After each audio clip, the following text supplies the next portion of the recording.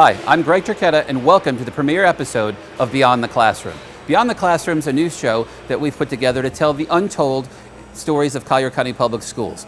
We're going to go behind the scenes to talk about the most important topics that affect your children. Tonight, we're dedicating this first episode to just one topic because it's that important, and it is what does and what does not go into the food your children eat each and every day.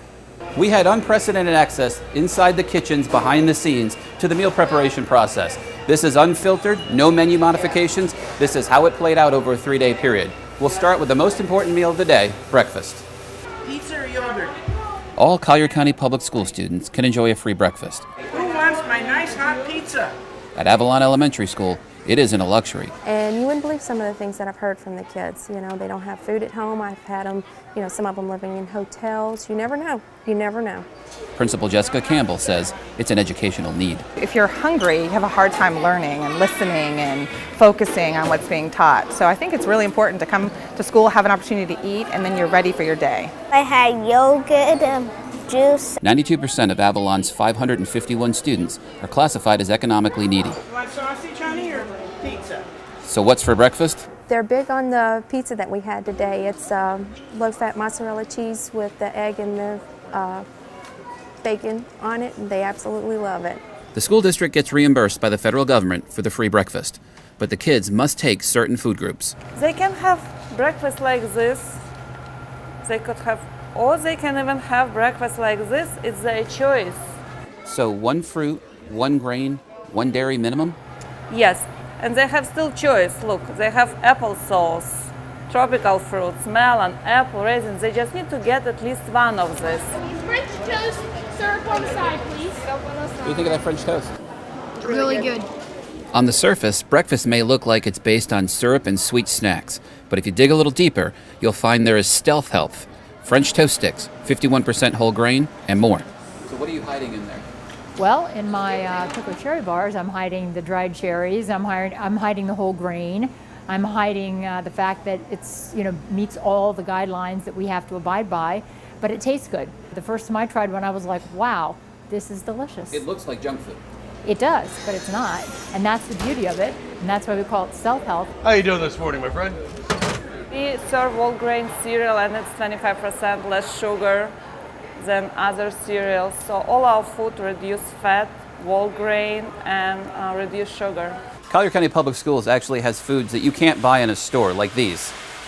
Pop-Tart. It has 1 Pop-Tart, and it's made of whole grain, and Rice Krispie treats that are made with whole grain. You cannot buy these on the shelves. We do 14,000 breakfasts here every day in Collier, just here in Collier County.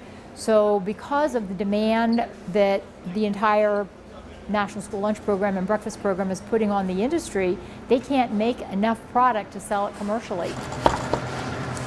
The school district's size and purchasing power also creates great opportunity buys on fresh fruit and vegetables. The cantaloupe and the watermelon, and it was beautiful right out of the field.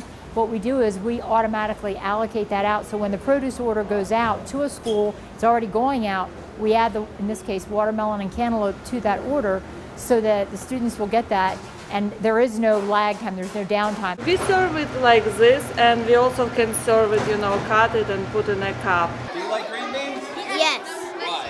Because they taste good and they're good for you. I like my fruit because it's good. Fresh fruit is part of every breakfast, but it also goes back to the classroom as a lesson for snack time. Today we have pineapple with the Fresh Fruit and Vegetable program. Our students get a fresh fruit or vegetable snack 3 times a week. Today is one of the children's most favorites, the fresh pineapple spear. How's that pineapple juice? They take it to their teacher and then they have it at their snack time. So children are learning that fruits and vegetables are a snack. The USDA provides the funding for the Fresh Fruit and Vegetable program for 12 of our elementary schools. CCPS Nutrition Services picks up the cost for the remaining 17. It's the only self-funded program of its kind in the country. My most favorite food is strawberry. All right, who are our breakfast managers? But it's not just snacks in the classroom. Several schools, like Lake Trafford Elementary School, are piloting a breakfast in the classroom program as well. We had 18 teachers last year that came forward and said that they would pilot the program. What we found was that only about half of our student population was eating breakfast in the cafeteria because they would arrive too late to be able to go to the cafeteria for breakfast. Go juice. What do you got there? Some cookies, milk, and juice. The students were alert, they were focused, they were ready to learn. It was a nice start to their day. They had conversation about the nutritional value of food. Eyes on me! I physically see more alertness. They are eager to learn. Yep, we're gonna stamp you at centers. They are more interested in the classroom academics rather than feeling hunger, sleepiness, weariness from not eating. I would love to put it in all elementary schools.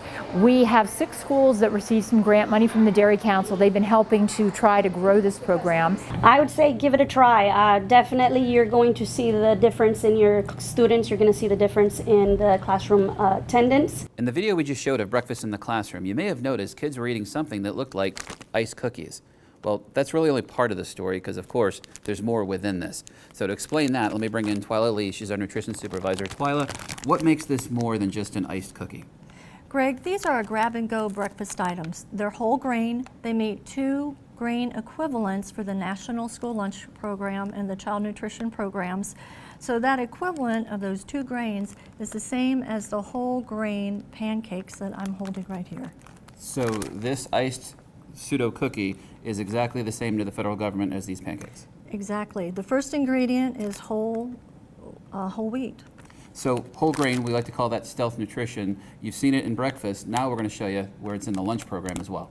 There you go. Thank you. Have a great day. The pizza served at all CCPS schools has a deep secret. The pizza that Patron is making has a sweet potato crust, low-fat mozzarella cheese, and pizza sauce. What do you mean sweet potato crust? It is actually made from sweet potatoes, so it's extra healthy. It was a prototype designed for CCPS by Pizzeria Uno. We were the beta test site for these pizza crusts in the nation. They kept making dough and they were trying to come up with a pizza crust that met the guidelines, but it was tasty. And they came up with about 5 different types. They weren't good. And we're like, it's not happening. So they kept trying different things, and then they came back and they had put sweet potatoes in them. Pizzeria Uno made a prototype of that crust for Collier County schools, which is now the model being used across the country. Yes. Spaghetti day! From veggie-infused pizza to an elementary school favorite, spaghetti. Cheese, please. 100% whole grain pasta. Yes, and then we've got meat sauce, spaghetti meat sauce to go on top of it. It's so good. I wish it got cheese on it. I have cheese on mine. Can you spare some cheese on mine? And next to that spaghetti, farm-fresh green beans. Beans from Oaks Farms, they're gonna snap those and steam them in our steamers over here. And for dessert, Peach crisps, peaches, the muffin mix, and margarine. kids love it. Yeah, they do. They used to do it with cherries too. It tastes as good as it looks. Back at middle school, one lunch food is king. Chicken slices. Children's favorite chicken sandwiches, we put them together on a bun, and then they go in hot cabinet, so it will be ready for kids, nice and warm. 8 from 10 will be asked for chicken patties. 80%, wow. And for those who like it spicy, so what does Julie have here? Julie has spicy buffalo sliders that yesterday she marinated in buffalo wing sauce. And so she cooks them now and put them together. They get 2 of each. At Barron Collier High School, students have a choice between what the school provides and what they're willing to buy. I have taco today, honey, and chicken nuggets, chicken sandwich. Can I get soft shell, hard shell? Can I get a taco? And cheese, lettuce, tomato, honey. Yeah. Lettuce and cheese and meat. Lettuce, cheese, and me. How about my sweet potato fries? Yes, please. The tacos are a hit, so are the cheese fries. And these chicken nuggets, they're more than meet the eye. Gorgeous chicken nuggets are done with whole grain. They're prepared with whole grain breading. And we have that on the majority of all of our breaded products, have to be whole grain. There are innovative, healthy lunches that are taking a little longer to catch on. This is going to be our lettuce wrap for the day, which is going to be more of a healthy style meal. It's going to be on our a la carte menu, and it's going to be an Asian style ground chicken with Asian seasonings, and we're going to use fresh lettuce spears, a little bit of sriracha or hot chili sauce. It's not very spicy, but it has a little bit of kick. We do our basic tuna crown here, with a fresh tomato, but we have fresh tuna fish, fresh romaine lettuce. A lot of teachers enjoy this with maybe a cracker or 2. We cut down on the carbs. The food temperature, food weight, and calorie counts are closely monitored by the nutrition services team. As you see, for elementary school, 550, 650, 600, 700, little bit more for middle school, and 750, 850 for high school kids. It's one of the most important things we do. I think the biggest misconception is people don't realize that the quality of the food that we're serving is actually very, very good. We're preparing fresh food every single day. It's good quality food. In fact, I think it's better quality food than you get in a lot of the local restaurants. You can't go out and buy the ingredients that we serve in our meals for what we charge for our meals. School lunch is certainly a great deal for our students, no question about that. The question may be, how do we pay for it all? Across the district, 62% of our students receive free and reduced lunch.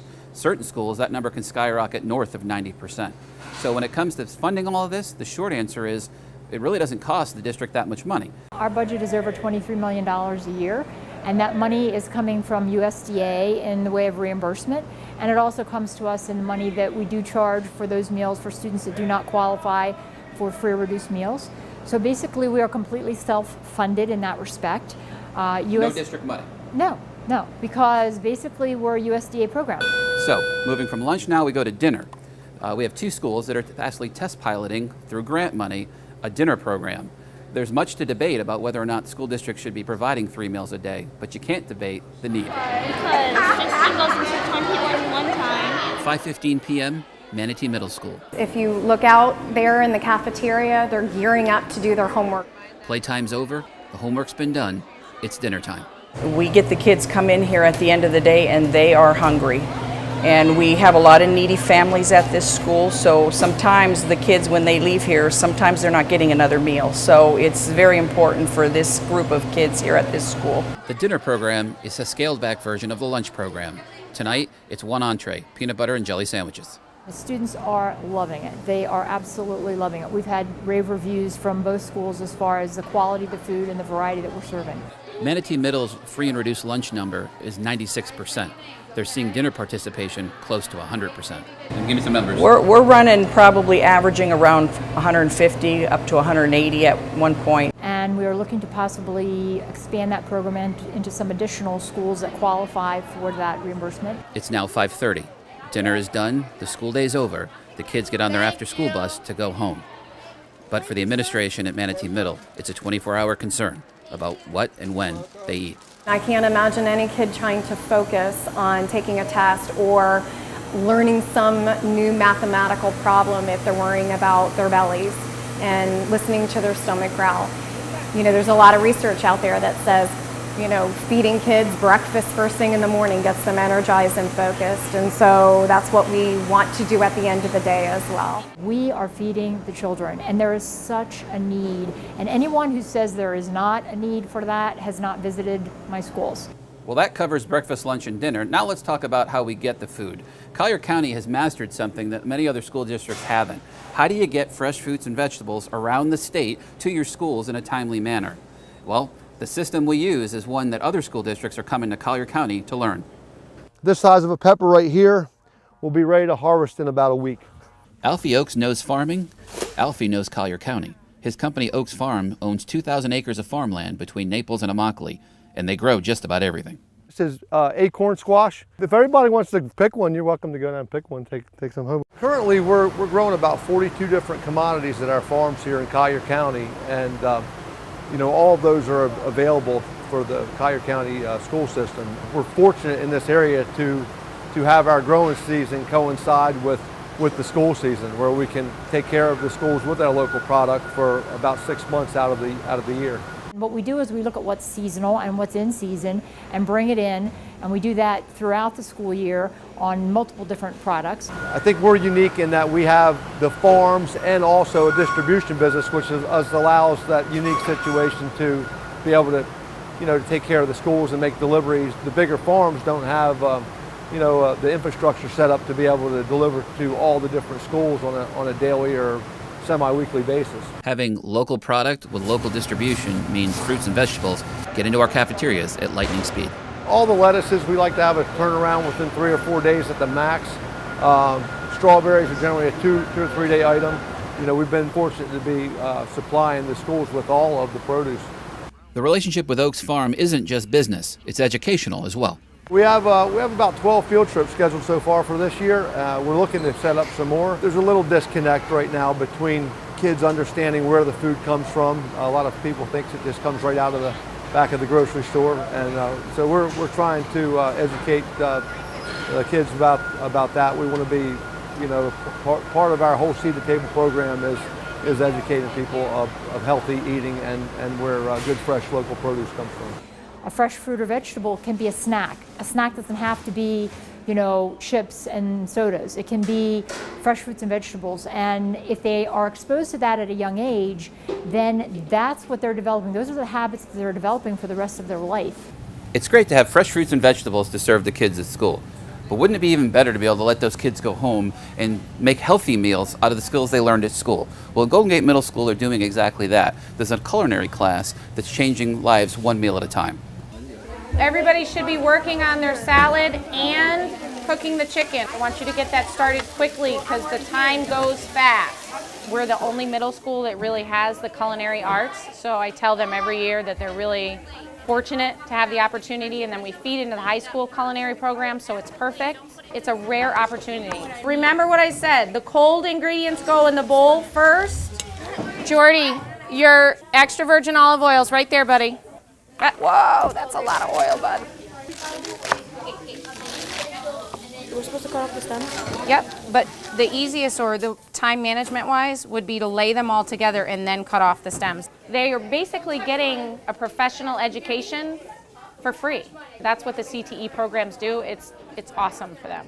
We have the chicken, and we're making also a salad. The most important thing that I hope for them is that they'll make something themselves rather than go for fast food or something that's packaged. So she's doing the chicken, and I'm doing the dressing, which is it has Greek yogurt in it. Our friend over there is cutting her vegetables. Yes. It's spicy. I didn't know I would like the spicy. It's just easier if you make your own food. Your taste buds change. You don't like that processed stuff as much. That's, what I want for them. The chicken is really tender, and it's like juicy. And I'm not a really big fan of lettuce, but the lettuce is actually really good, like along with the salad and the beans and corn. When I cook at home, it's mostly just disorganized. I end up doing it correctly, but it's disorganized. So I've learned how to organize my cooking. It's an amazing job. I'm fortunate. I'm tired a lot, but it works for them and it works for me. So I couldn't be happier with it. Those kids certainly have some cooking skills. Who knows, maybe they'll become the next great chef in Naples. As for the people that are cooking the food in our kitchens, they're talented, they're amazing, and many of them have worked there for more than 20 plus years. That's a lot of cutting of fruits and vegetables. We want to thank them for their dedication and their service. Well, this is bringing our episode to a close. We hope you have a better understanding of what does and does not go into the food we serve each and every day. For Dave Deline, the entire communications department, I'm Greg Drichetto saying thank you. We hope you join us next time we go beyond the classroom.